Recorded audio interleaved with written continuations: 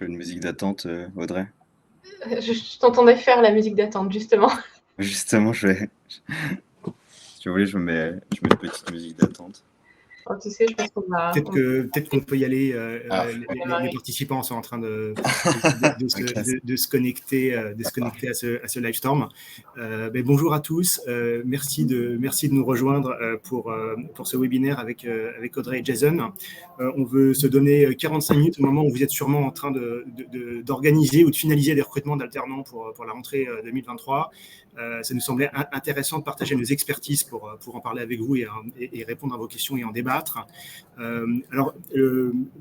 Pourquoi est-ce qu'on a intitulé ce webinaire Faire des top talents Parce qu'en fait, il y a un paradoxe de l'alternance aujourd'hui. Avec quasiment 1 million d'alternants recrutés chaque année, c'est devenu un recrutement de masse. Et pourtant, on a été choqué par ce chiffre, quasiment 25% des alternants qui n'iront pas au bout de leur contrat. Donc c'est un vrai sujet en soi. Et le deuxième paradoxe de l'alternance, c'est qu'on le voit comme une réponse aux pénuries de recrutement et en même temps, les alternants qui posent un vrai sujet d'autonomie et de productivité peut-être. Donc c'est autour de ces sujets-là qu'on va discuter ce matin en regardant ces trois aspects, à la fois le recrutement, l'intégration et également le développement des compétences spécifiques pour les alternants. Et on va le faire avec Audrey. Si tu veux dire peut-être 2 mots pour te présenter, Audrey, et puis aussi préciser ton intérêt et ton positionnement dans cette discussion.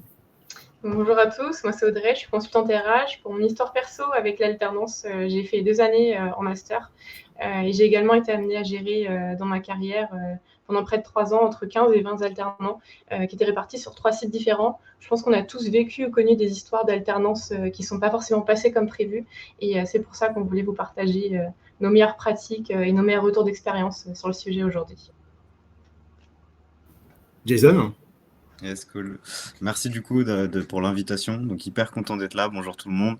Donc pour vous expliquer un peu, moi j'ai travaillé, ça fait 5 ans que je suis sur le domaine de l'alternance. J'ai commencé en tant que chargé de relations entreprises, donc les personnes qui sont là pour aider les étudiants à trouver leur stage ou leur alternance. Et donc à ce moment-là, je me suis rendu compte qu'il y avait des gros problèmes d'accompagnement au niveau de l'alternance, de la recherche d'emploi. Et donc on a décidé de lancer Bloom en 2019 avec pour mission de démocratiser l'accès à l'alternance. Et donc, c'est ce qu'on fait depuis maintenant 4 ans. Donc, content de pouvoir participer à ce webinaire et de sensibiliser les personnes sur l'alternance. Merci Jason. Donc, de mon côté, je m'appelle Thomas Curjuan, je suis le fondateur de SkillMe. Alors, comme vous deux, j'ai une expérience moi-même comme alternant. Et j'ai aussi une expérience comme recruteur d'alternants. SkillMe, on est un organisme de formation, on propose un accompagnement individuel, du mentorat pour développer des compétences. Et on développe une solution dédiée pour les alternants et pour gérer les problématiques spécifiques au premier emploi. C'est pas ça le cœur de la discussion aujourd'hui, c'est de parler avec vous de tous les enjeux 360 de l'alternance. Notre discussion, c'est 45 minutes sharp parce qu'on a tous des agendas assez denses, donc on va être efficace, le plus actionnable possible autour de ces 3 sujets. Le premier, comment relever les défis en matière de recrutement. Deuxième sujet, quelles sont les clés d'une bonne intégration de vos alternants. Et le troisième chapitre portera sur comment accompagner les alternants à monter en compétences pour en faire vraiment des top talents au cœur de vos équipes. Pour commencer donc, les défis du recrutement, on est tous en plein milieu de cette phase, recruter des alternants avec les enjeux spécifiques de la génération qu'on appelle la génération Z, Jason. Ok, bah du coup, par rapport à ça, cette génération, pour expliquer un peu avant, pour introduire, c'est toutes les personnes qui sont nées d'entre 97 et 2010.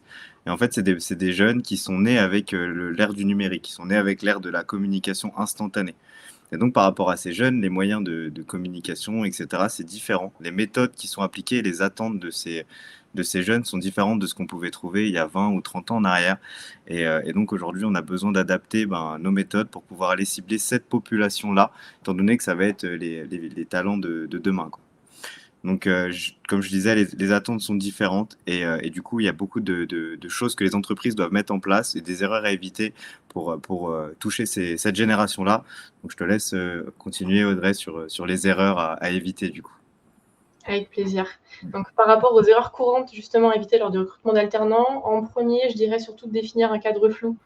Clairement, ça va être bloquant. Il faut savoir à l'avance si c'est un poste pour recruter à terme ou si on va le laisser ouvert en alternance, quelles vont être les missions, quelles vont être les responsabilités, le niveau de diplôme. Il faut aussi se dire qu'il y a certains qui sont plutôt créateurs et d'autres qui sont plutôt opérationnels, plus rarement les deux. Donc, on n'accueillera pas les mêmes candidats si c'est une création de poste ou une reprise. Et en face, il faut s'assurer que l'alternant soit sur la même longueur d'onde, donc creuser ses motivations. Plus les critères seront affinés, moins ce sera risqué et il faut prendre le temps de le déterminer avant de partir justement en croisade de recrutement. Également, attention à ne pas sous-estimer le potentiel de développement. Il faut définir les compétences essentielles et celles qui vont être apprises. Il est alternant, clairement, il ne pourra pas avoir 5 ans d'expérience et être aussi compétent qu'un expert. Par contre, avec un projet stimulant et motivant, il va se former tout au long en entreprise et en école et qui pourra à terme justement atteindre les objectifs qu'on lui a fixés. En deuxième point, je dirais d'impliquer le tuteur dès l'étape du recrutement. Sans être consulté pour choisir l'alternant, forcément, l'engagement du manager va être différent. Moi, j'en ai fait les freins en alternance, mais je pense que c'est pareil pour tout recrutement. Je dirais également d'éviter que le tuteur soit le N+2. J'ai vu le cas en entreprise, avec en plus des lieux de travail différents. Quand le manager n'est pas, quand le manager est le tuteur, c'est bien mieux que quand il est N+2, parce que sinon ça donne juste aucun relationnel et aucun suivi. Et en troisième point, je dirais de suivre le process habituel pour un recrutement lambda. Clairement, si on fait un process qui va être aussi long que pour un poste cadre, oui, ça va prouver la motivation qu'il soit toujours là au 5e entretien. Maintenant, il faut aussi voir ceux que ça a fait fuir. Donc, encore une fois, tout dépend de l'attrait de la société. Les grands groupes auront plus de facilité à faire des process longs par rapport aux plus petites qui ont des problèmes justement pour attirer. Encore une fois, on ne peut pas dire que c'est un poste stratégique et structurant de la société, ou alors il y a erreur sur le type de contrat. On ne peut pas attendre de l'alternant qui soit le sauveur de la boîte. Dans la même lignée, un alternant, comme pour les autres profils, on ne va pas pouvoir le trouver pour hier. Les alternants, il y a des périodes par rapport aux écoles. Si vous visez une école et un diplôme en particulier et que vous y prenez en septembre, votre choix va être réduit, forcément. En dernier point, je pense que Jason nous parlera un peu plus longuement justement sur la partie de diffuser sur les canaux habituels où les alternants ne sont pas forcément présents et ce qui fait qu'on a peu de retours pertinents. Carrément, je rebondis juste sur ce que tu disais par rapport aux process qui sont trop longs. Je parlais de la génération Z. Cette génération, elle a un niveau d'attention qui est hyper faible. Aujourd'hui, on est sur des choses, des communications qui vont très très vite et donc on est très peu concentré. Et donc, quand il faut faire cinq étapes, avoir 3 exos avant d'arriver à un entretien, bah, c'est hyper rédhibitoire. Et d'expérience, il y a beaucoup d'étudiants qui partent à ce moment-là. Et donc, on s'assoit sur énormément de talents par des process de recrutement beaucoup trop longs.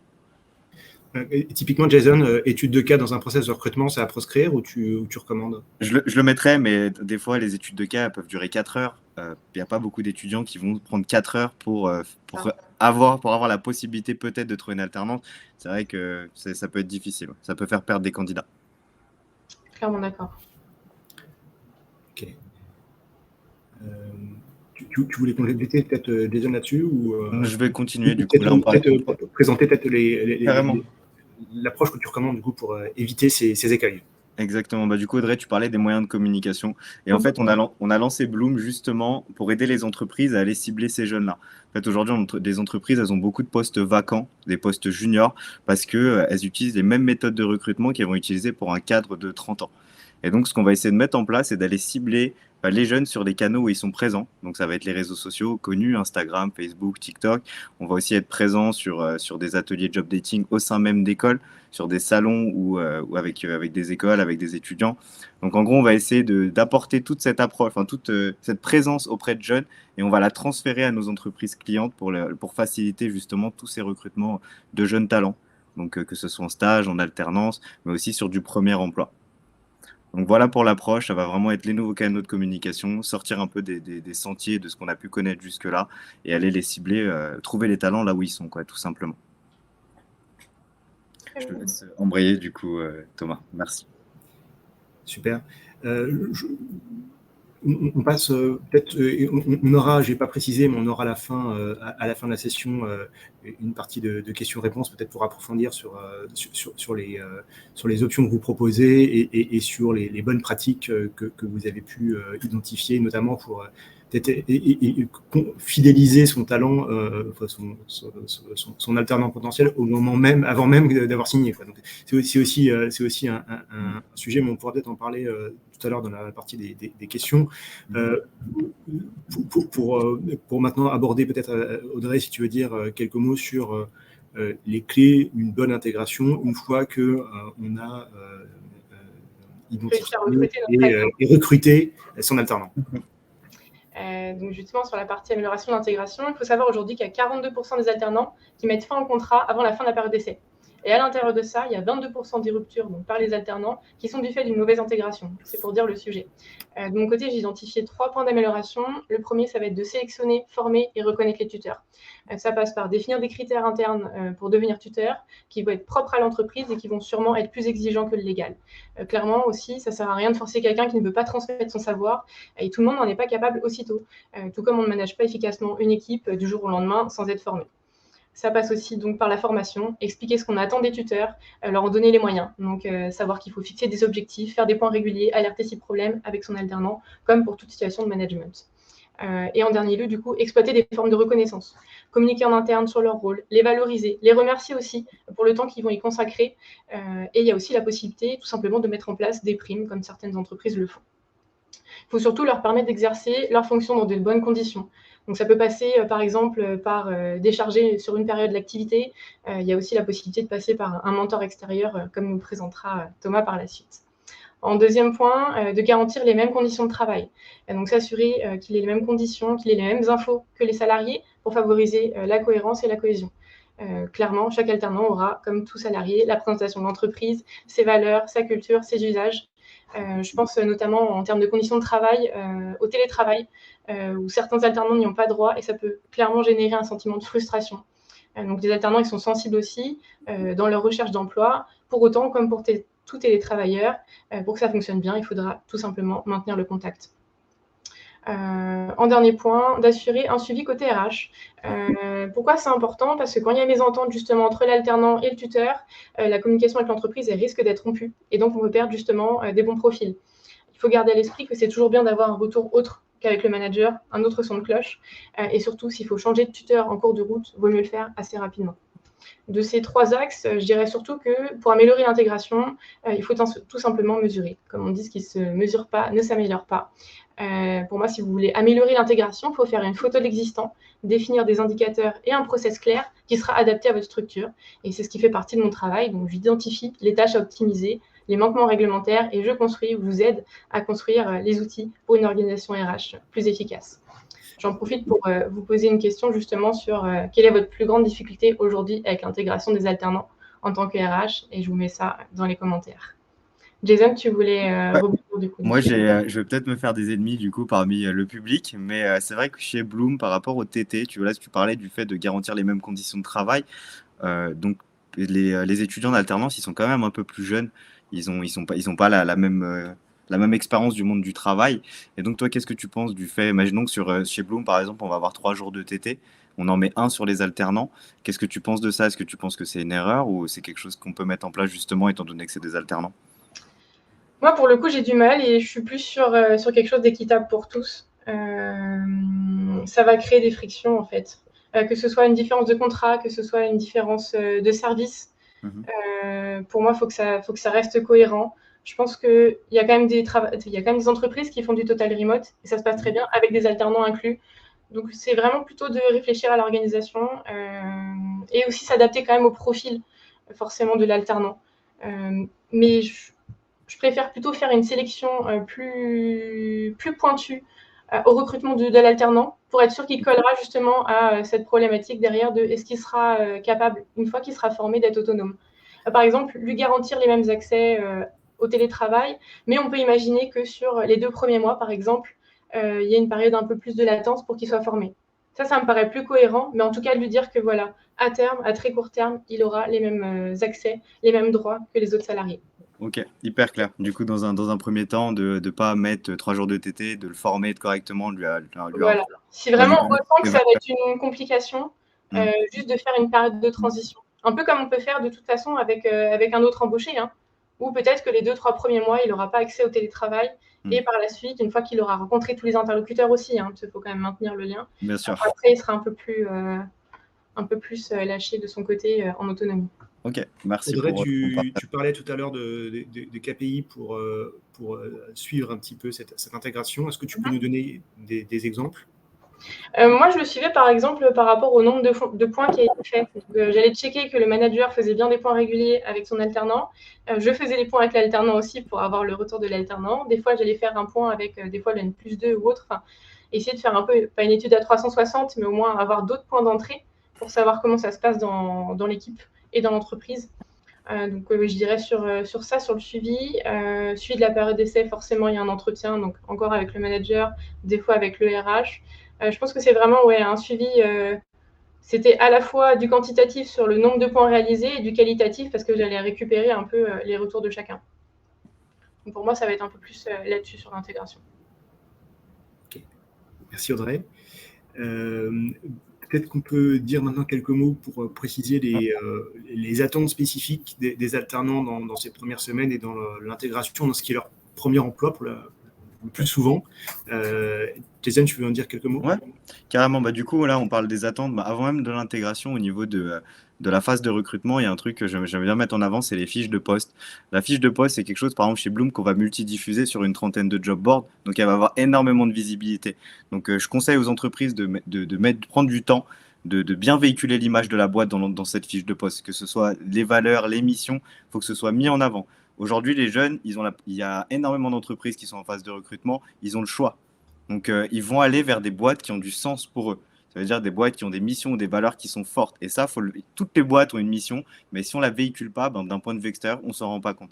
Donc, premier conseil que je peux donner, c'est vraiment de véhiculer ses valeurs, son combat, sa mission sur cette fiche de poste. Ça augmentera le nombre d'alternants et ça, surtout qu'il y aura des alternants qui seront engagés envers cette mission-là. Ensuite, une fois que l'étudiant est arrivé, point hyper important, c'est aussi de préparer son arrivée. C'est pas parce que c'est un alternant qu'il faut le faire différemment pour les autres. Je rebondis sur ce que tu disais, Audrey. Par exemple, je vous donne l'exemple de Bloom. Quand un alternant arrive, on va essayer de lui préparer toute sa documentation. Son jour 1, il va avoir son contrat, il va avoir sa convention de formation, son programme de formation, son matériel, etc. Donc, on va essayer de lui donner tous les outils pour que quand il arrive, il se sente bien, il se sente dans une entreprise qui est structurée. Surtout que nous, on est une start-up, on est quand même une jeune boîte. Donc, les personnes qui arrivent, elles savent qu'elles arrivent dans cet environnement-là. Ben, nous, pour combler, pour pallier au fait qu'on soit une jeune boîte, on va vraiment structurer cet onboarding. En fait, c'est comme on dit souvent que les 20 premières secondes dans la rencontre d'une personne, c'est primordial. Ben, je pense que l'intégration et le premier jour de l'étudiant, c'est aussi primordial pour éviter justement l'attrition dont tu parlais chez les alternants. Tout à fait d'accord là-dessus, effectivement. Audrey, est-ce que tu voulais réagir à l'intervention de Vincent dans le chat, un peu en écho à ta question sur les difficultés d'intégration et notamment la place des tuteurs dans cette intégration? Oui, justement, je viens de lui répondre sur le chat. La problématique des tuteurs par défaut. Ça dépend aussi de la politique de l'entreprise, en fait. Ça m'est arrivé en tant que RH de devoir un peu m'opposer parce que la politique de l'entreprise, c'était on va désigner le tuteur. Donc, on savait qu'il était clairement mauvais dans son rôle de tuteur, déjà mauvais dans son rôle de manager, malheureusement. Pour autant, on allait lui rajouter un alternant en EHPAD. Et ça, c'est très compliqué à gérer en interne, surtout quand ça dépend en fait de la vision de la direction. Est-ce qu'elle pousse là-dessus ou pas? Et eux ne voyaient pas d'autres personnes à mettre en tuteur. Donc, nous, on a poussé au maximum pour ensuite, les années suivantes, déjà faire des changements de tuteur et après, ne plus le mettre en tuteur, tout simplement. Et ouais, c'est un vrai sujet. Ouais, le tuteur n'est pas un manager comme un autre et il y a des vrais enjeux qui conditionnent en termes de pédagogie, en fait, mais comme pour tout manager. Carrément. Mais c'est vrai qu'on a tendance à croire que le tuteur, c'est juste un nom, prénom à mettre sur le contrat de Oui, travail de l'étudiant. Sauf que non, c'est quelqu'un qui s'engage à suivre sa formation. L'alternant, c'est pas juste un salarié, c'est un salarié, bien sûr, mais en formation. Il est là pour apprendre et monter en compétences. Et le tuteur, c'est le premier contact pour l'aider à le faire, quoi. Donc, il est hyper important. c'est ça. Et Mm. pour certains, c'est leur première entrée dans le monde du travail au niveau des alternants. Mm. Donc, du coup, certains en ressortent presque déprimés en fait, de la relation qu'ils ont eu avec leur tuteur, qui pensaient qu'ils Ouais. allaient qui lui apportaient des compétences, vraiment une plus-value, et qui se retrouvent en fait lâchés dans la nature à faire des petites tâches Ouais. intéressantes. D'autant plus que, et on en parlera un petit peu plus tard, mais le gros sujet pour les tuteurs, c'est de bien considérer l'angle mort des formations. Quand vous reprenez un alternant, il a un programme de formation en école, mais qui est généralement assez en écart quand même avec le contour précis et opérationnel de la fiche de poste qui est la sienne. Et donc, tout simplement mesurer cet écart, comprendre que la formation en école, elle est peut-être un peu plus théorique que la réalité de son job au quotidien, c'est un gap important aussi pour le tuteur et qui doit bien mesurer, peut-être aussi en prenant en considération les programmes de formation pour bien mesurer l'écart entre ses attentes, la projection qu'il peut donner à son alternant et le background d'entrée que l'alternant va avoir dans sa formation. Donc ça, c'est, je pense, un point important aussi pour en faire un facteur de succès dans l'alternance. J'avais le cas justement de beaucoup de tuteurs qui ne lisaient pas le programme de formation. Donc, du coup, je checkais au démarrage à la rentrée, en fait, est-ce qu'ils en avaient pris connaissance ou pas, parce que sinon, ils ne savaient pas ce que l'alternant allait faire. On en reparlera un peu plus longuement par la suite. Super. Peut-être que ça fait une transition pour partager quelques retours d'expérience dans l'accompagnement des alternants, en identifiant un petit peu des situations un peu topiques qui, je pense, sont utiles à partager aujourd'hui. Audrey, tu veux prendre la parole ? Effectivement, du coup, donc des retours d'expérience que j'ai pu avoir. J'ai eu par exemple quand la situation s'envenime. En fait, j'avais un jeune qui voulait arrêter ses études. Il en avait marre des cours. Ça lui plaisait pas. Il voulait lancer un projet de réparation de téléphone, mais c'était pas très clair dans sa réflexion. On a fait plusieurs réunions avec l'école, avec le tuteur. Le tuteur ne voulait absolument pas lâcher le jeune parce que ça allait désorganiser l'équipe. Et en plus, il avait un autre départ de prévu. Il y avait aussi, je pense, une transposition de la part du tuteur qui était père d'un fils du même âge, qui trouvait que c'était du gâchis de s'arrêter là. Pourtant, en face, on avait un élève qui était totalement désengagé, qui était absent en formation, qui était en retard en entreprise. Donc, il a fallu accompagner le manager sur cette idée, sur le fait qu'il fallait effectivement le laisser prendre son envol et voir ce qu'il voulait faire par la suite, parce que ça n'allait pas coller pour finir son cursus scolaire avec nous. Et ensuite, d'un commun accord, arrêter le contrat. Donc ça, c'était le premier point. Dans le deuxième point, c'était de rester en contact et d'anticiper les fins de contrat.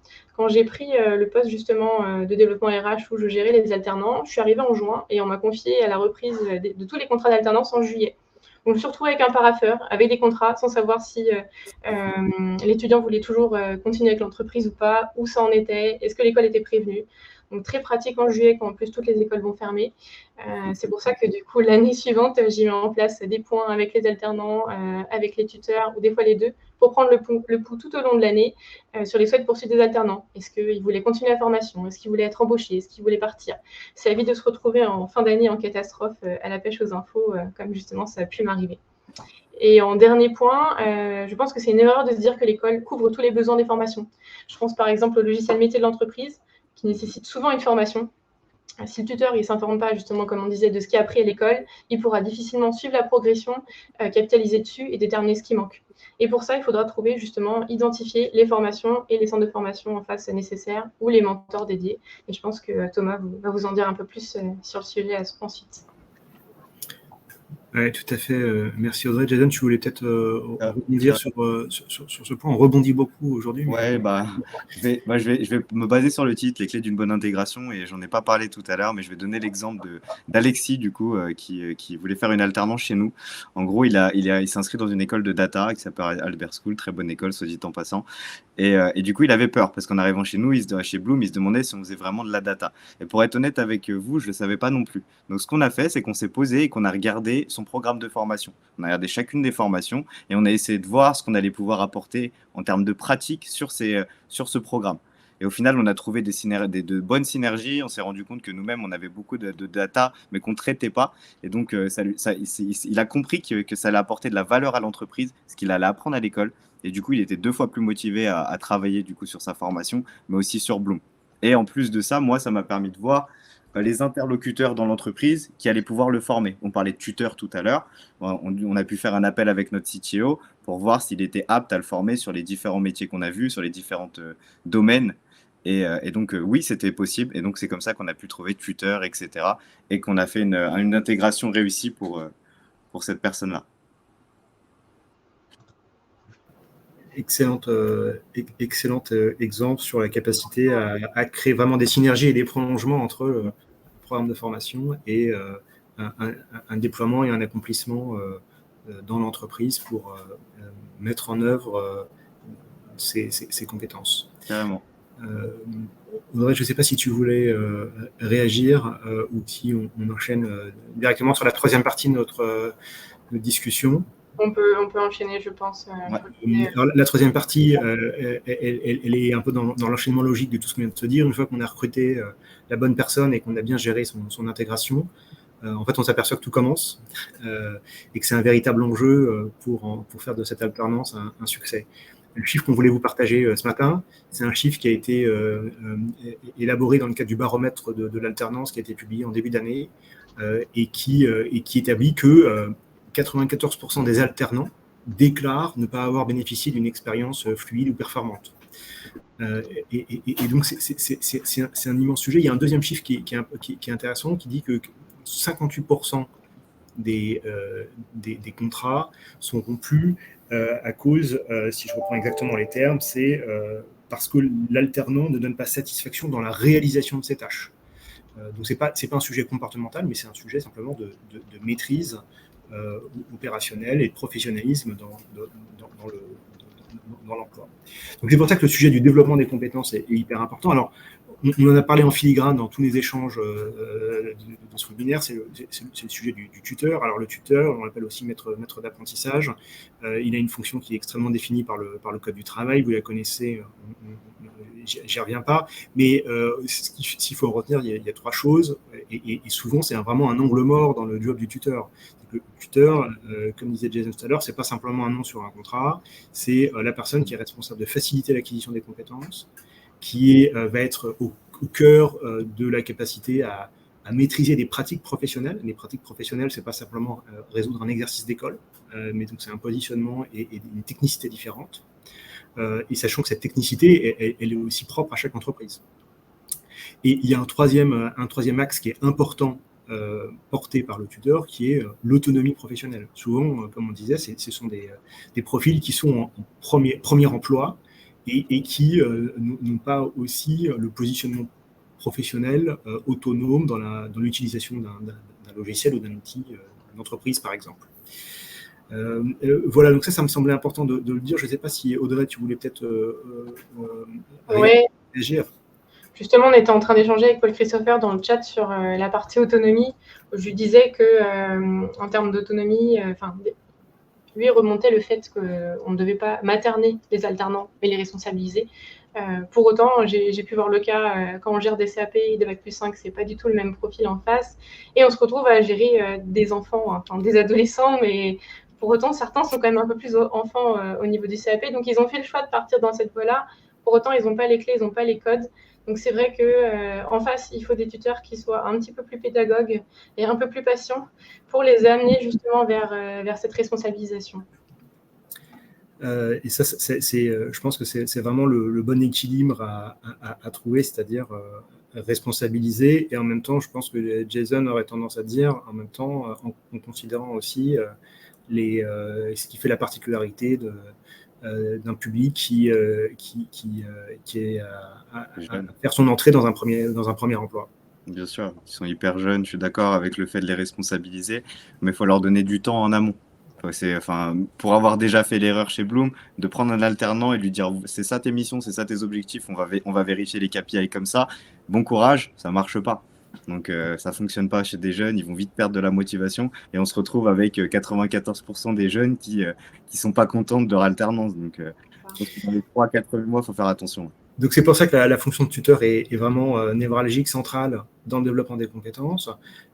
Et quand on regarde ce qui se passe en réalité, eh bien on est quand même très en écart à cette centralité. On voit qu'il y a quasiment 1 sur 4, alors je crois que c'est 22% des alternants qui déclarent ne pas avoir été tutorés, ne pas bénéficier d'un tuteur. Il y a quasiment une entreprise sur 5, un contrat sur 5 qui ne fournit pas un tuteur, ou en tout cas qui le fournit, comme on disait tout à l'heure sur le contrat, mais dans les faits, il n'y a jamais un échange dans cette relation de tuteur qui est différent de la relation avec l'employeur. Donc ça interroge. Il y a un deuxième chiffre qui est très intéressant là-dessus et qui vraiment pose question sur la manière dont on traite et dont on outille le rôle de tuteur, c'est que 28% seulement des entreprises, c'est un peu le même ordre de grandeur, forment les tuteurs à sa responsabilité particulière de tutorat. Et donc, comme on disait tout à l'heure, tutorer, c'est pas manager. Tutorer, c'est pas non plus uniquement former. Donc, c'est un peu en entre-deux. Et ça, c'est, je pense, un immense sujet pour faire du développement des compétences quelque chose de réussi. Sophie, vas-y, juste une chose sur là, tu parles des personnes qui sont pas, les tuteurs qui n'ont pas de formation. Les formations de tuteurs, elles sont financées par les opérateurs de compétences. Donc, les entreprises, elles ont tout intérêt à former leurs tuteurs, à les faire former justement à former ces étudiants-là, à suivre des alternants. C'est possible et c'est financé par l'État, donc ne pas hésiter à actionner, quoi. Tout à fait. C'est vraiment se rapprocher de l'OPCO, généralement qui le propose d'ailleurs en début de contrat, d'avoir un accompagnement spécifique pour le tuteur. Audrey, tu voulais intervenir ? Oui. Des fois, les écoles également, par contre, ils ne le font pas en systématique. Donc, il peut y avoir des entreprises qui n'en ont jamais entendu parler.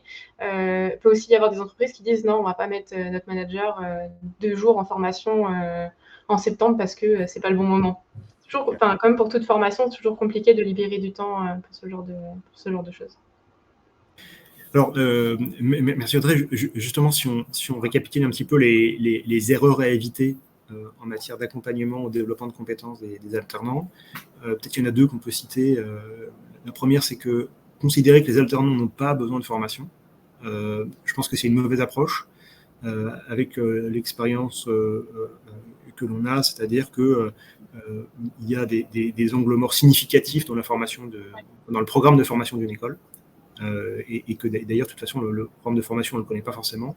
Et quand bien même on le connaît bien, il n'est jamais complètement d'équerre avec la fiche de poste. Donc cet écart, il faut vraiment le considérer. Et ce n'est pas parce que l'alternant a une formation en école en parallèle qu'il faut l'exclure de la politique de la formation générale. Ça, c'est la première erreur. Et l'autre erreur, c'est considérer que les alternants ont besoin de la même formation que les autres collaborateurs, justement parce qu'ils sont dans cette position particulière où ils vont devoir apprendre en faisant assez rapidement, connecter avec leur formation d'école et aussi apprendre à devenir rapidement autonomes dans leur projet professionnel.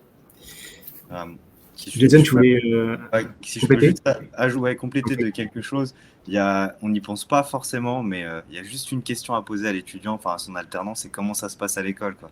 On n'y pense pas, mais en fait on oublie des fois qu'il passe 2-3 jours à l'école par semaine, et donc juste lui demander comment ça se passe, où est-ce que tu as des difficultés, qu'est-ce que tu as appris sur la semaine dernière, il va avoir l'impression déjà qu'on s'intéresse.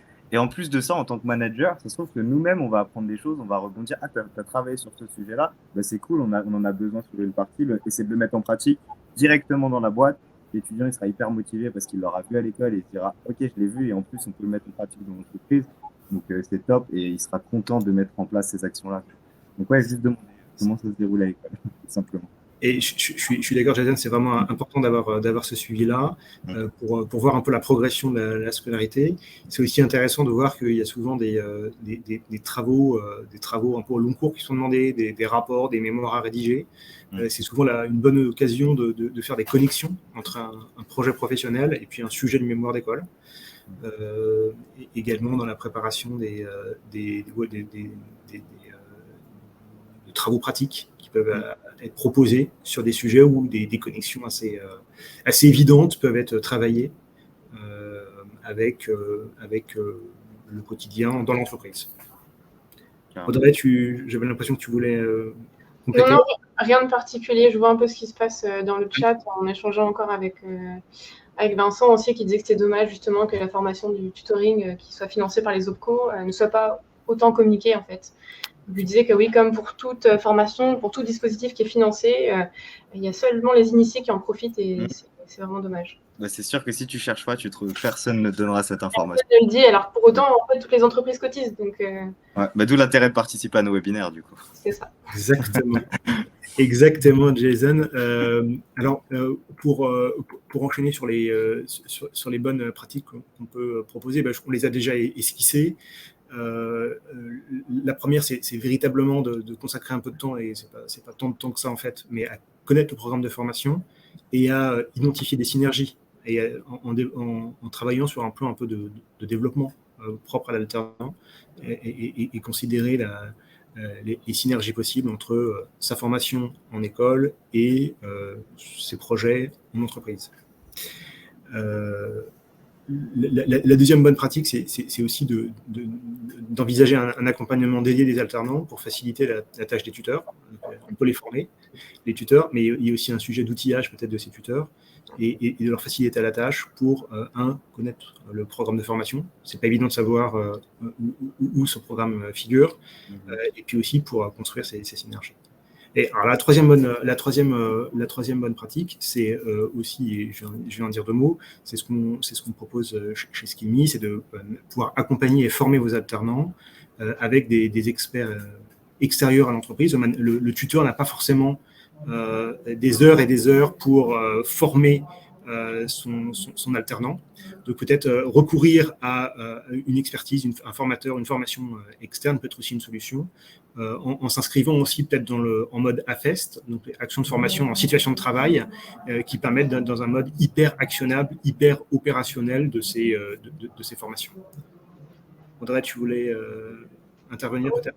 Tout à fait d'accord. Effectivement, quand il y a la problématique de temps en interne au niveau des managers, qu'on n'arrive pas à les envoyer en formation, qu'on n'arrive pas à leur libérer un peu de temps pour bien gérer leur rôle, pouvoir justement faire appel à l'extérieur, c'est très pratique. Carrément. C'est vrai que c'est quelque chose qu'on fait beaucoup, d'aller trouver un expert dans un domaine, d'actionner des parties prenantes extérieures qui ont ces compétences-là. Ça aide énormément, quoi. Juste aller prendre l'alternant, lui dire va parler, va poser tes questions à cette personne-là. Moi, j'assume que j'ai pas les compétences pour t'aider, mais par contre, je connais des personnes pour le faire. Faut pas hésiter à le faire. On le fait énormément. Je sais qu'en marketing, c'est pas forcément mon domaine, mais j'ai des contacts qui peuvent aider mes alternants à monter en compétences sur toute cette partie communication, marketing, et ça fonctionne bien, quoi. Donc ouais, les acteurs extérieurs, je suis totalement d'accord. Merci Jason. Quelques mots justement pour dire ce que nous proposons chez Skillme. Chez Skillme, on est spécialisé dans le mentorat, et pour les alternants, on a développé des parcours de tutorat sur mesure qui permettent justement d'apporter cet accompagnement complémentaire à l'action des tuteurs d'entreprise, en apportant des compléments de formation actionnables pour les alternants. L'idée aussi, c'est de pouvoir mieux accompagner les managers sur la base des programmes d'école, et aussi d'accompagner la mise en œuvre de ces compétences dans le cadre de plans d'action, de plans de développement de compétences des alternants, pour justement ne pas laisser ces alternants isolés et leur permettre un suivi dans le temps et pouvoir mesurer la progression de leur courbe d'apprentissage tout au long de leur alternance. Donc voilà, c'est ce qu'on fait chez Skillme. Je voudrais maintenant peut-être donner la parole à nos participants si vous voulez poser vos questions. Je ne sais pas, je n'ai pas vu dans le chat s'il y avait un certain nombre de questions qui avaient été posées. Audrey, si tu avais pu voir le chat. Ouais, sur le chat, on a échangé. Du coup, je vous ai remonté un peu les retours qu'il y a eu. Donc là, le dernier, c'était justement sur la partie manque de communication sur les OPCO. Et Vincent est en train d'écrire quelque chose. Ça nous va assez vite. Ouais, du coup, c'est votre moment. N'hésitez pas à poser vos questions. On est là pour y répondre.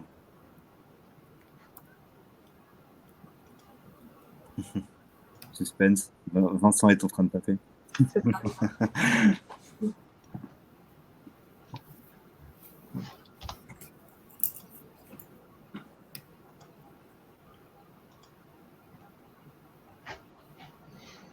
Après, du coup, les questions que vous pouvez avoir, mais aussi les retours d'expérience auxquels vous avez pu penser, que vous avez eu vis-à-vis de l'alternance, en fait. Carrément.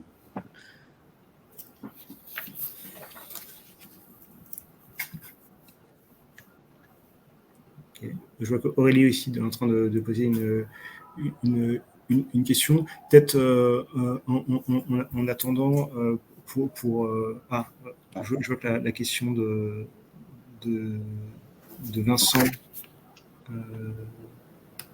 Je pense qu'il y a des dérives dans l'alternance, les coûts sont moindres pour un alternant, les entreprises se précipitent, ils font des choses de manière peu sollicitée. Effectivement. Ouais, bah oui. Le sujet des aides d'État. Alors, une question d'Aurélie, quels sont les leviers de contrôle en cas de conflit avec l'alternant après la période d'essai? Alors ça, c'est un sujet important. Juridiquement, c'est le contrat d'alternance met des contraintes particulières qui sont assez protectrices pour l'alternant. Et peut-être que, Audrey, tu veux dire quelques mots spécifiques. On avait commencé à en parler tout à l'heure sur gérer ce sujet particulier de l'accompagnement d'une situation compliquée après la période d'essai. Oui, puis après, il va falloir qu'on rebondisse sur ce que disait Vincent, justement. Sur les leviers de contrôle, alors, est-ce que c'est vraiment les leviers de contrôle? C'est comment mettre fin à l'alternance après la période d'essai. En fait, du coup, ça va dépendre du contrat, du type de contrat. Si c'est un contrat pro ou si c'est un contrat d'apprentissage. Si c'est un contrat pro, ça va suivre exactement les mêmes règles que pour le contrat de base, donc souvent un CDD. Hein. Il y a des CDI en contrat pro, mais ça reste quand même plus rare. Du coup, ça va être souvent quand même une rupture à l'amiable, c'est quand même le plus facile. C'est toujours un peu touchy, mais c'est le plus simple. Après, en fait, ça va être vraiment d'un commun accord. Quand il y a des contentieux sur le contrat, sur le contrat d'apprentissage, ça va être un peu plus compliqué. Il va falloir suivre plus une procédure disciplinaire, donc ça va être un peu plus lourd. C'est vrai que dans la mesure du possible, on essaie d'arranger les choses. C'est beaucoup d'échanges à la fois avec l'école, avec donc le tuteur à l'école, le tuteur en entreprise, l'alternant, pour essayer de voir s'il y a vraiment des solutions avant vraiment de penser à mettre fin au contrat. Parce qu'on se retrouve avec des alternants qui, du coup, quand ils n'ont plus d'entreprise, souvent, ils peuvent perdre leur école et leur avancée derrière. Alors, Aurélie complète sa question en restreignant le cas, c'est-à-dire dans le cas où l'alternant n'accepte pas une solution de Mais après, c'est une procédure disciplinaire. Ouais, c'est hyper compliqué. Prouver la force majeure, la faute grave, l'inaptitude. Ouais, mettre fin à un contrat d'apprentissage, ça hyper touchy. Pour avoir discuté avec des dirigeants auxquels c'est arrivé, qui avaient pris leur premier alternant et ça n'a pas bien fonctionné. Après, les personnes sont très frileuses derrière en se disant il va m'arriver la même chose. Pour autant, c'est comme pour tout type de contrat, en fait, c'est les risques. Et pour rebondir justement sur ce que disait Vincent, oui, effectivement, il y a ce recours à l'alternance en se disant que ça coûte moins cher. Quand on lance une entreprise ou qu'on en manque un peu de fonds, on se dit on va prendre un alternant, il va faire le boulot. Mais si vous n'avez pas le temps de l'accompagner, le boulot ne sera pas forcément fait comme vous le voulez. Lui va être désengagé, démotivé et clairement, ça va pas fonctionner. Carrément. Après, il faut continuer à le faire parce que ce qu'il y a à prendre en compte aussi, c'est que pour les étudiants, être en alternance, ça leur permet de financer leur formation.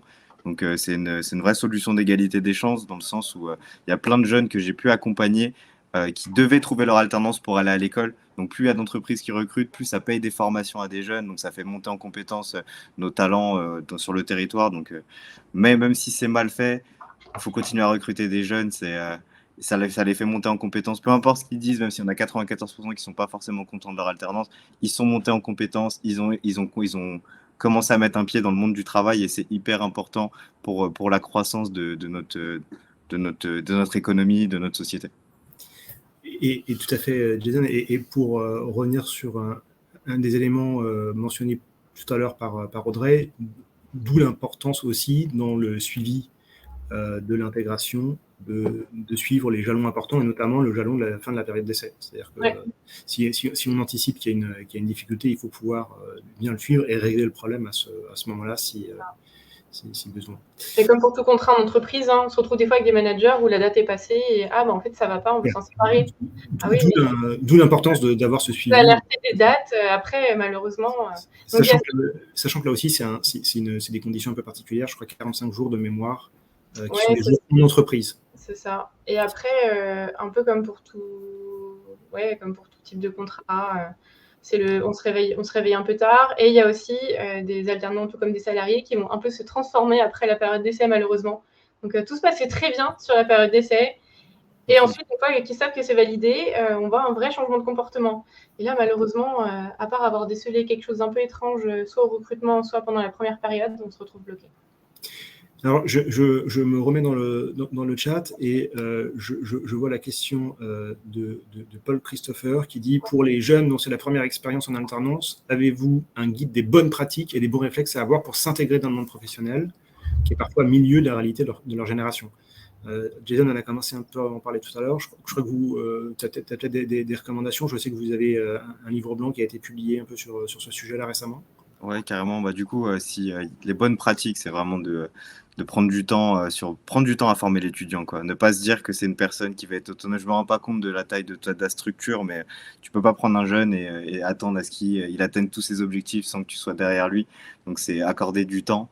Enfin, perdre du temps pour en gagner plus tard, quoi. C'est-à-dire le suivre, lui donner des missions qui sont claires, un cadre, une structure. En fait, pour donner un exemple d'un jeune, enfin pour tout le monde, on l'a tous vécu là. Quand tu vas à l'école, on te dit tu vas dans cette salle-là, tu vas voir ce prof à cette heure-là. Et on a toujours été dans ce cadre, dans ce conditionnement où on nous dit où aller, quoi faire. Et donc là, quand le jeune, il a fait ça toute sa vie, il arrive en entreprise, et là, si tu lui dis, bah écoute, t'es un peu libre de ce que tu veux faire, t'as juste des objectifs, il faut essayer de les atteindre. Ça sort totalement de ce qu'il a vu à l'école jusque-là. Donc il faut essayer de recréer cette structure qu'on peut avoir sur le milieu scolaire et essayer de le mettre en place dans ton entreprise pour qu'ils se sentent bien, quoi. Je sais pas si ça répond un peu à ta question. Après, on pourra en rediscuter, rentrer dans le détail de ta problématique et j'essaierai de te donner plus de retours. Question d'Aurélie qui dit qui trouve dommage que dans l'alternance, l'expérience professionnelle soit moins considérée que le diplôme. Elle dit l'expérience et l'attitude en entreprise n'a aucun poids dans l'obtention du diplôme. Petite nuance Audrey, oui, tu veux peut-être nuancer sur ce point. Petite nuance là-dessus, ça dépend des niveaux de diplôme. Je vois en master, du coup, notre tuteur avait un poids dans la note finale de notre mémoire, par exemple. Donc ça joue très légèrement, je suis d'accord. Et ça va dépendre des écoles, en fait. Effectivement, il n'y a rien d'obligatoire. C'est sûrement dommage. Et pour autant, oui, on peut trop rien y faire. Après, il y a aussi la question, par exemple, de l'assiduité à l'école, qui va être prise en compte des fois par les entreprises ou non. Certaines vont aller déduire au niveau du salaire, d'autres non. Mais oui, ça pourrait être une carte intéressante à jouer, mais pour ça, il faudrait que les écoles jouent le jeu, en fait. C'est vrai qu'au niveau des écoles, après Aurélie, rien ne t'empêche de contacter son chargé de formation. Si tu n'es pas content de certains points, bah, de voir avec eux. Ils ont tout intérêt à ce que toi, tu sois satisfaite, étant donné que c'est toi qui recrutes des étudiants chez eux. Donc, tu as largement ton mot à dire sur les étudiants que tu recrutes. Oui, mais pour autant, du coup, il n'y aura pas de poids dans l'obtention du diplôme, parce qu'il n'y a pas de note dédiée. Mais formellement, mais de manière informelle, je pense qu'il y aura un poids. Quoi. Ils pourront. Enfin, je ne sais pas comment ça se déroule avec l'étudiant. Mais je comprends. Je comprends. Après, je pense que c'était peut-être aussi pour éviter des dérives. J'ai vu des cas aussi où il y avait des alternants à qui ça se passait mal avec le manager, et du coup, c'était le manager qui voulait un peu descendre l'alternant vis-à-vis de l'école. C'est encore un autre sujet, c'est l'effet retour inverse. Est-ce que c'est pour ça qu'ils ne l'ont pas mis en place? Je ne pense pas. Mais oui, ça manque de poids au niveau des décisions. Je suis d'accord. Mais c'est un bon retour, c'est un truc à faire évoluer. Ça, faut en parler aux écoles. Alors, dans le chat, une question de Vincent, une réaction de Vincent qui... Oui, ça a été reprise un peu plus haut, oui. Ouais, qu'on avait laissé filer un petit peu plus haut dans la discussion. Ouais. Il dit, en te répondant, Jason, c'est vrai, mais je connais plusieurs alternants qui ne croient pas en compétences, qui ne montent pas en compétences à cause d'un mauvais manager. On revient à un élément mentionné plus tôt, certains alternants n'ont pas l'impression d'être montés en compétences. Oui, c'est le point qu'on mentionnait tout à l'heure, c'est-à-dire qu'il y a un peu les deux univers. Il y a un univers école et un univers entreprise. On apprend des choses à l'école, mais qui ne sont pas forcément immédiatement transposables en entreprise. Ouais. Et en entreprise, on n'est pas forcément accompagné à ces projets, à ces outils, à ces logiciels, à ces positionnements professionnels. Et c'est vrai que c'est un immense sujet quand on a 1 million d'alternants cette année, quasiment 1 million qui sont considérés, enfin qui sont dans ce process. Il y a un vrai sujet aussi pour les entreprises à se saisir du sujet pour accompagner spécifiquement la montée en compétences des alternants. Je pense que c'est un point que vous mentionnez. Audrey, tu voulais compléter? Oui, justement, s'il y a des remontées d'alternants qui ont l'impression de ne pas monter en compétences, est-ce que l'entreprise peut faire quelque chose par de la formation, justement, ou est-ce qu'il faut remonter le point à l'école parce qu'il y a trop de distension entre ce qui se passe, la réalité de l'entreprise et la formation en école. Ça peut arriver aussi des fois que ce soit le programme qui soit bloquant tout simplement au démarrage, ou pour certains postes, on a du mal à savoir quelle est l'école, quel est le diplôme en face qui va le mieux correspondre. Et des fois, on se trompe, malheureusement. On connaît le RH et il faut rectifier le tir après par la suite. Justement, sur ce point, Vincent qui complétait ensuite, en disant, en fait, à la fin, on a des alternants qui ont leur diplôme, mais qui sont pas forcément plus employables, voire peut-être moins employables en sortie d'alternance. C'est vrai que c'est un immense sujet. Pour voir le sujet différemment, il y a une étude du service statistique du ministère du Travail qui avait montré que l'alternance avait conduit à une baisse de la productivité globale du travail dans les entreprises. Donc, on a globalement une baisse de la productivité ces derniers mois, ces dernières années, et l'alternance explique une part importante de cette baisse, justement parce qu'on embauche des jeunes collaborateurs qui sont là sur leur premier job, on ne les accompagne pas spécifiquement, et du coup, à la sortie de leur job, ils n'ont pas forcément progressé sur des compétences strictement professionnelles. Donc, ouais. C'est un immense sujet au sein d'une équipe et plus globalement dans toutes les entreprises. Audrey ? Après, pour autant, il y a quand même une question d'apprendre sur le tas, où des fois, on se retrouve en alternant ou en tant que salarié, en sortant de l'expérience, en ayant l'impression de ne pas avoir progressé. Mais en fait, on capitalise quand même dessus par la suite. C'est plein de petites choses en fait, qui nous ont fait évoluer, tant professionnellement que des fois personnellement. Donc, il y a quand même toujours une montée. Enfin, chaque situation, il y a quand même un retour à en tirer. Carrément. Je rebondis. Certains d'autres, en fait, c'est peut-être plus une question de comparaison, de se dire tel alternant était dans telle entreprise et maintenant il a atteint tel poste parce que il a été hyper bien accompagné, il s'en est bien sorti, il avait des projets hyper importants à gérer. C'est peut-être plus en comparaison que ça se voit effectivement. Du coup, je rebondis rapidement, Aurélie, sur ce que tu dis là. C'est hyper pertinent. Si tu veux, on pourra s'organiser un échange. J'ai eu l'occasion de travailler pendant plusieurs années au sein d'écoles. Donc, je connais les fonctionnements en interne. Je pourrais t'expliquer un peu, je te donnerai les leviers à actionner pour justement voir pour ton étudiant et avoir un peu plus de poids au niveau de l'école. Donc, n'hésite pas.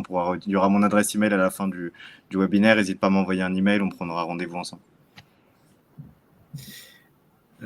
Super. Pour compléter aussi, je pense que c'est vrai que les méthodologies issues de la FEST, donc la capacité à avoir des accompagnements suivis en situation de travail sur le tas, comme tu disais, Audrey, sont aussi extrêmement vertueuses pour avoir des apprentissages complètement actionnables en lien avec son job, plutôt que des apprentissages théoriques qui n'auront pas de transposition immédiate dans son job, dans ses projets, etc.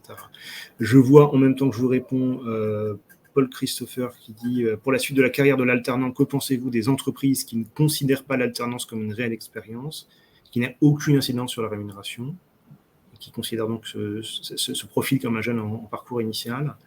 Comment défendre ce type de profil auprès de sa hiérarchie? Ça, c'est une bonne question sur capitaliser sur une expérience en alternance comme un véritable premier emploi. Jason, je pense que tu as une... c'est vrai que moi, ça me choque qu'il y ait des entreprises qui pensent que l'alternance n'est pas une réelle expérience. C'est qu'ils n'ont jamais fait d'alternance, je pense. Donc, c'est vrai que c'est de l'expérience, il n'y a rien à... Je ne sais même pas comment tu peux contredire ça. Donc, à défendre auprès de ta hiérarchie, c'est de leur expliquer que les jeunes que tu ramènes et qui ont déjà fait de l'alternance, ils ont eu des missions, ils ont eu des objectifs, ils se sont rendus compte de ce que c'était qu'une entreprise, de travailler avec une équipe, d'avoir un manager. Si ça, c'est pas de l'expérience, je ne sais pas ce que c'est du coup. Et c'est un vrai problème, hein. On en revient toujours à la question du mouton à 5 pattes. On veut que le jeune ne coûte pas cher, donc qu'il soit sorti d'études. Pour autant, on veut qu'il ait 5 ans d'expérience. C'est juste impossible. Et on en voit beaucoup passer des annonces comme ça, en fait, malheureusement. Et c'est compliqué, effectivement, en face avec la direction ou les managers, de leur faire prendre conscience de cette problématique-là. C'est pas du bourrage de crâne, mais vraiment, c'est compliqué. Et pour certains, on peut juste pas changer leur vision des choses. Il faut prendre en considération que les temps changent. Hein. Il y a beaucoup d'entreprises, il y a de la concurrence au sein même des recrutements, et c'est pour ça qu'on parle de pénurie au niveau du recrutement. Au bout d'un moment, les jeunes, il va falloir les fédérer. Hein. parce que c'est eux qui vont monter en compétences. Les gens qui auront fait de l'alternance, si on leur dit qu'ils n'ont pas d'expérience, quand ils auront 30-40 ans, ils ne rejoindront pas la boîte qui leur ont dit que ce n'était pas une expérience d'être en alternance. Donc il faut faire attention, il faut voir sur du long terme au niveau recrutement et au niveau marque employeur. Ouais, c'est sans compter l'alternance, on en voit énormément, effectivement. Alors déjà, ça a progressé un peu, je trouve, quand même, en quelques années. On est passé, ça a évolué. Mais pour autant, c'est des annonces improbables, en fait. Ils vont réussir à recruter, hein, mais peut-être avoir des difficultés. Et c'est toujours dommage, hein, ce côté un peu... on va sous-estimer les compétences apprises en alternance. Pour autant, des fois aussi, il y en a, c'est carrément en stage. Hein. Il y en a qui font des stages de 6 mois qui ne sont pas comptabilisés. C'est dommage aussi. Enfin, tout dépend du stage. Hein, parce que 6 mois, c'est rarement un stage d'observation. Hein. Souvent, il y a quand même une question d'investissement assez importante, je trouve. Ouais. Vincent mentionnait le cas de 2-3 ans d'expérience après alternance, est-ce qu'il y a une autre manière de dire la même chose. Après, il y a aussi un rapport de force sur le marché du travail qui fait que ce que l'on met sur une fiche de recrutement n'est pas forcément la condition réelle de recrutement. Donc, on peut forcément avoir toujours la volonté d'avoir des profils un peu plus seniors et après élargir son approche de recrutement, élargir son vivier peut-être avec des profils qui sont forts d'une alternance et juste en sortie d'alternance. Ouais, le problème souvent, c'est que les RH sont sensibilisés déjà à ça. C'est les managers en face qui n'entendent pas de cette oreille. Et c'est toute la problématique. Hein. C'est tout un travail d'éducation. Des fois, un peu un changement de poste, un peu un vie-ma-vie, de dire voilà toutes les candidatures qu'on a reçues pour que vraiment le manager en face il se rende compte que c'est pas pertinent en termes de critères. Ouais. Nous, ce qu'on fait pas mal aussi chez Skillme, c'est de proposer des parcours d'onboarding, donc accompagnement à la prise de poste, pour avoir un peu un accélérateur de compétences et gagner en autonomie dans les premières semaines de la prise de poste, ce qui peut être aussi une manière de répondre à ce sujet, c'est-à-dire qu'on a des exigences en termes de seniorité, de maîtrise technique, qui ne sont pas forcément servies par les postulants. Mais on peut changer l'approche et se mettre en position d'accompagner un profil qui a peut-être brillamment terminé son alternance et est prêt avec un accompagnement supplémentaire à avoir un niveau qui serait peut-être celui de 2-3 ans d'expérience après alternance. Donc, c'est aussi une manière de répondre à cette exigence. En considérant pleinement les profils issus d'alternance. Je ne sais pas si vous aviez d'autres réactions. J'ai l'impression qu'on a fait le tour des questions qui étaient dans le chat. Peut-être pour conclure, si on tient un petit peu les principaux éléments discutés, Jason, on a beaucoup parlé d'une stratégie de recrutement impactante pour la génération Z. On a aussi comme élément à retenir booster, donner toute sa place au tutorat et booster cette position de tuteur pour faciliter la réussite du premier emploi. Voilà. Je peux juste conclure du coup sur quelque chose par rapport à ce que tu disais, stratégie de recrutement impactante. On a décidé de laisser notre solution gratuite pour les participants du webinaire. Donc là, vous avez mon adresse email. N'hésitez pas à m'envoyer un email pour qu'on vous donne des accès. Ça vous permettra de recruter plus simplement sur toute la génération Z. Donc tout ce qui est en stage, alternance et premier emploi, on vous donnera accès à la solution. Je vous expliquerai tout. Donc n'hésitez pas à m'envoyer un email.